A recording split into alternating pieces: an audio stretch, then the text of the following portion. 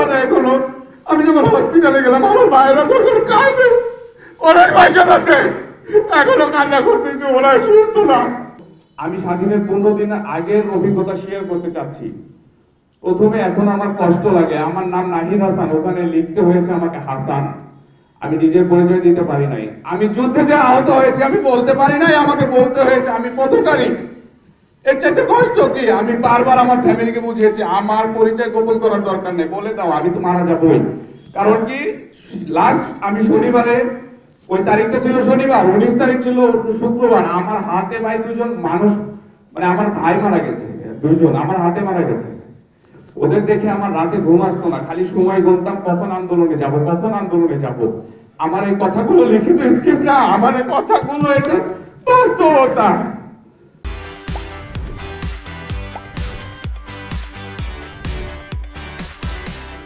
আমার এখনো, আমি যখন হসপিটালে গেলাম আমার ভাইরা যখন কাঁদে, ওরাই বাইকে যাচ্ছে, এখনো কান্না করতেছে, ওরাই সুস্থ না। ওরা কবে সুস্থ হবে আমি জানি না। এখন আমি দেখি আমি ডিসচার্জ হয়ে আসছি, অনেক অনেক ভাই এখনো ওখানে ভর্তি আছে, এখন আমাকে দেখলে কাঁদে। আমি জানি না ওরা কখন সুস্থ হবে। আমার কষ্ট হয় যে আমি ওদের পাশে দাঁড়াতে পারি। আমার শরীর এখনো, আমি সুস্থ না, আমার ব্লাড ফাংশনিং হয় না।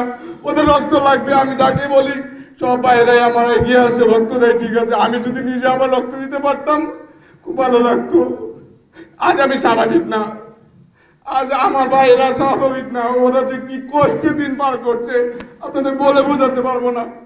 স্বাধীনের যে 15 দিন পূর্বে আমাদের যে ড্রেসিং গুলো করা, তো আপনাদের বলে বোঝাতে পারবো না। কালি আমি বলতাম যে আমাকে তো মেরে ফেলে দেওয়া ভালো, ড্রেসিং এভাবে করা হলো না। ওরা কষাইয়ের মতন ড্রেসিং করিয়েছে। ওদের যখন বলতাম যে ভাই আমাকে অবাস করো, তখন ওরা বলতো আন্দোলনে কেন গিয়েছো, একটু সহ্য করো, একটু সহ্য করো। কত সহ্য করবো? আমি এটা আমাদের আহতদের পক্ষে বলছি।